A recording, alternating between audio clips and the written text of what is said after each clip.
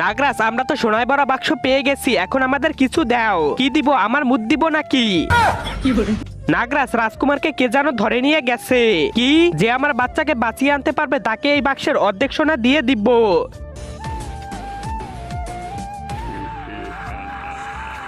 যদি রাজকুমারকে নিয়ে যাই তাহলে অর্ধেক সোনা পাবো, আর যদি ওকে মেরে ফেলে তাহলে পুরো সোনা পাবো। মর শালা।